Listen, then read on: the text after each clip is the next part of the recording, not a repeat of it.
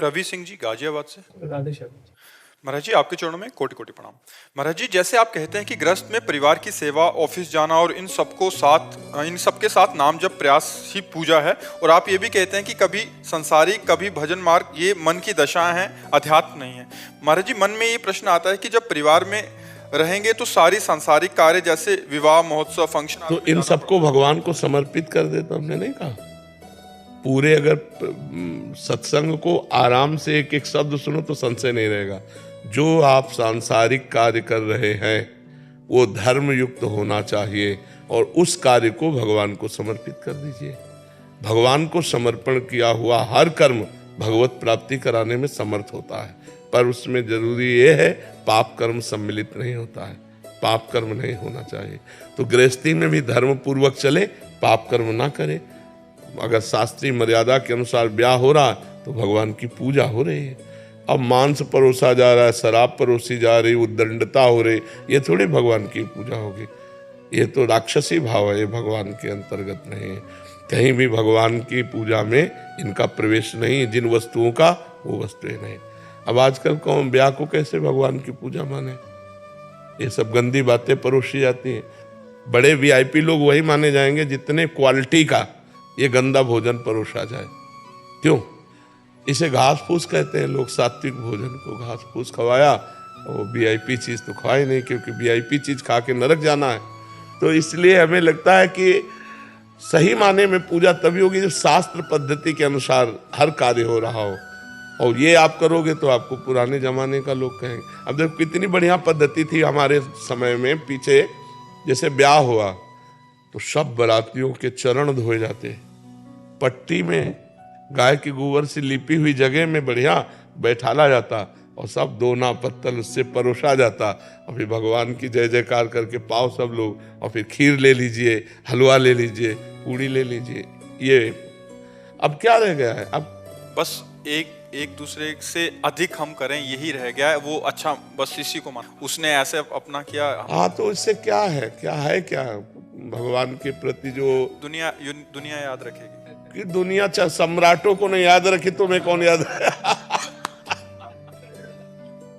गुरु जी अगर ऐसी जगह जाना पड़ जाए जहाँ पे सब लोग इस तरीके का काम कर रहे हो और अगर हम उनके बीच में बैठे हुए हैं, हाँ तो इलायची खा के बैठो और उसी को चबाती रहो, कुछ खाओ पियो बताइए। अपने घर से इलायची मुंह में डाल के जाओ जिससे वातावरण सुगंधित रहे, आपको सुगंध मिलती रहे इलायची की, कुछ खाओ पियो। आपकी बात याद आई थी सत्संग की कि पागलों के बीच में हंसने में क्या जा रहा है। हाँ, पर लेकिन हम राधा राधा बोला। हाँ, लेकिन खाना नहीं है। जैसे अपवित्र भोजन खाने से बुद्धि भ्रष्ट हो जाती है। जैसे मैं न्यूजीलैंड में रहता हूँ तो मुझे बाहर हर पार्टी में जाना पड़ता है, तो मैं नहीं खाता खुद, तो वहाँ सभी खाते हैं। तो ऐसे मेरे लिए ठीक है जाना वहाँ? हाँ बिल्कुल, चले जाने में कोई, क्योंकि देखो संसार के व्यवहार में आप सन्यासी तो हो नहीं कि नहीं जाना, आपको तो जाना पड़ेगा। लेकिन वही कह रहा हूँ कि इलायची खाकर मुंह को चबलाते हुए आपको बताना है। अगर कोई देख रहा है कि कुछ नहीं खा रहा है और आपसे पूछा आप नहीं खा रहे हो, आज पेट में दर्द है, अब आना तो जरूरी था तो इसलिए आए हैं, अपनी बात कर देनी चाहिए कि हम दर्द में हैं, इस समय कैसे खाए, नहीं खा सकते। ऐसी जगह पे महाराज जी बहुत लोग अलग अलग रहते हैं। हाँ, कहते हैं बहुत पंडित बन रहे हो। हाँ, बड़ी बहुत पंडित बनने आए, ऐसा भोजन नहीं करोगी। कब से ऐसा शुरू कर दिया तुमने? कब से साधु बनने लगे? अच्छा नीच तो नहीं कहा, अच्छा ही कहा पंडित कहा, साधु कहा। गुरु जी तो ऐसे लगता है कि फिर हमारे गुरुदेव का भी तो अनादर कर रहे हैं, जिसको मान रहे हैं उन्हीं का अनादर हो रहा है। नहीं, सच्चा आदर हो रहा है। अगर हमें गालियां भी मिले और हम धर्म से चल रहे हैं तो हमारे गुरुदेव का आदर हो रहा है। ये बात समझनी चाहिए। ऐसा नहीं कि आपको कोई कहे कि तुम बहुत पंडित हो, बड़े भगत हो, तो आपको गर्व होना चाहिए ना। आपको बुरा लगता है? पंडिता समदर्शिला, भगवान पंडित का मतलब होता है ज्ञानी, पंडित का मतलब होता है ज्ञानी, और भगवान का भक्त। कितनी बड़ी पदवी हमें दे दी, ए बड़े भगत हैं देखो, तो आपको गर्व होना चाहिए। हाँ भगत तो हूँ, भगवान का हूँ।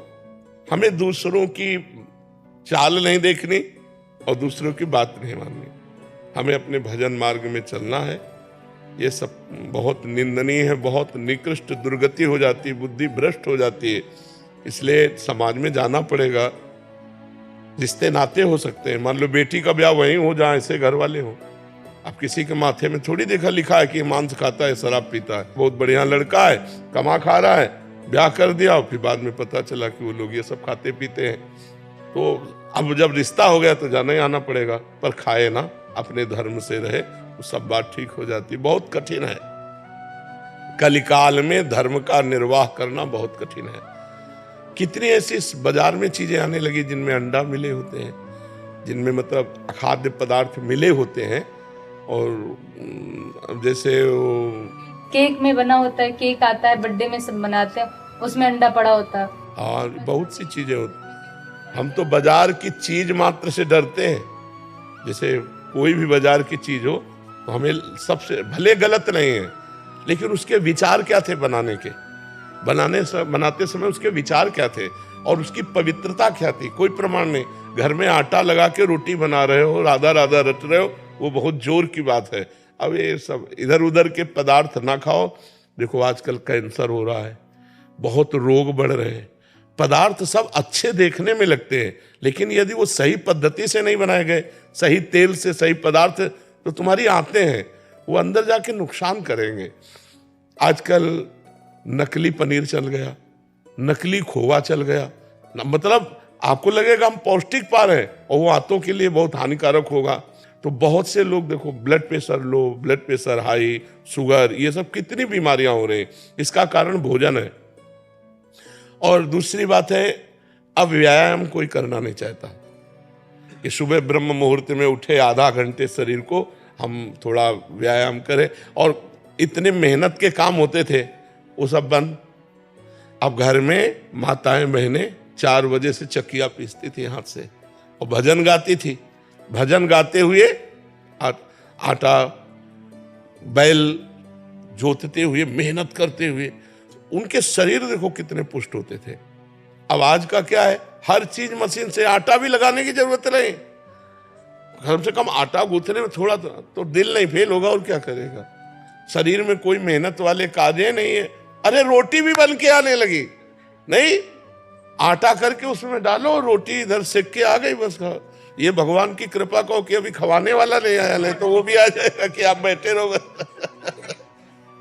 आलसी लोग आलसी होते चले जा रहे हैं, तो शरीर बीमार होते चले जा रहे हैं।